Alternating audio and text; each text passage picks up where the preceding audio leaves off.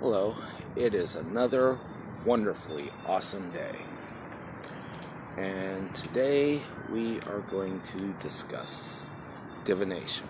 I was recently told that if I use a word that not everyone understands, I should explain it, even if it takes a series of videos.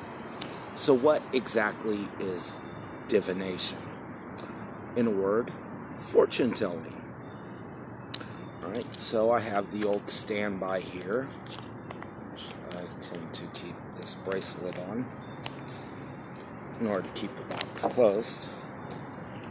And so Robin Hood tarot cards. Now, tarot cards is one of the most common forms of divination. Most decks come with a little book, and as you can see, it's usually 72 cards for trumps or major arcana. And this deck will call you out. I don't care who you are. In the right hands, they will tell all. And there are other forms of cards that will tell your fortune, which are very accurate.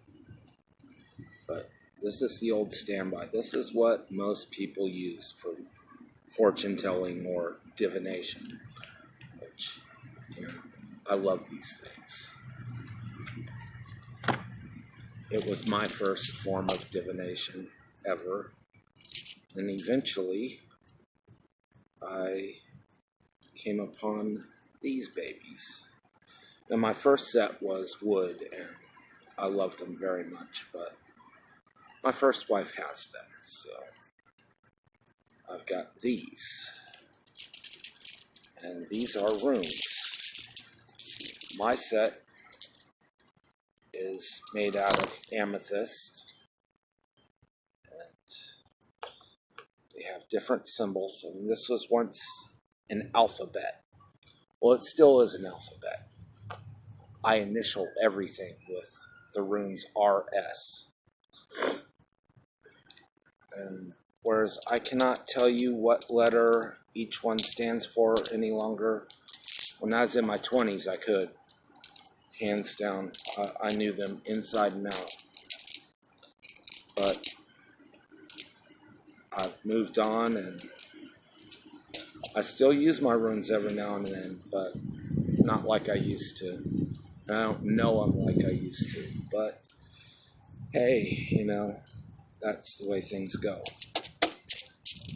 Now, of course, you have your pendulums. I do have one at home somewhere. I'm not sure exactly where. I was going to show you. It's very special to me. I rarely use it because I have too much control over it. Then, of course, you got your crystal balls, scrying mirrors, which is basically, you use it the same way you do a crystal ball. You gaze into it, and if you do it right, it'll cloud over, and then you'll see an image. And there are so many forms of, fortune telling or divination nowadays. It's unreal. Now, this I'm about to show you is very special to me. My family's been using this method for I don't know how long. When I was young, I used to use my grandmother's, and this is, I might say, eerily accurate.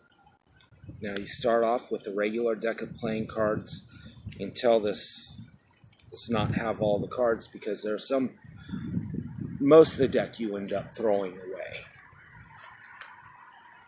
Because once you start using these cards for this form, that's it.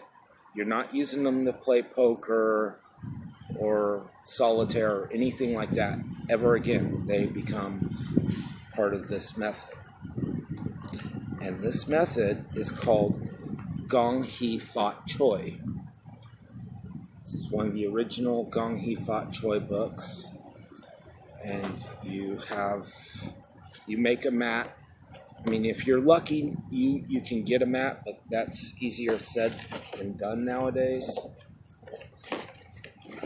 So you make this mat, and you draw in all the houses. And my grandmother, she had the original mat. It had like this beautiful Chinese dragon on it. And each house had the symbol of that house, like the house of the sun, said house of the sun, so on and so forth. And, if you can never get your hands on this, this is a very, very powerful divination tool. And I used to do this every Sunday without fail when I was young. I don't know, well, actually, I know why I quit, because I wasn't going to my grandma's all the time just to do it. I eventually got myself, one through Amazon, of course. How else are you going to get something like that? You're not going to find that in a used bookstore. If you do, you're damn lucky. If you see it, pick it up quick, because it works. Anyway, that's what divination is. So, y'all have a great day. Love, peace, and rice-a-roni for everyone.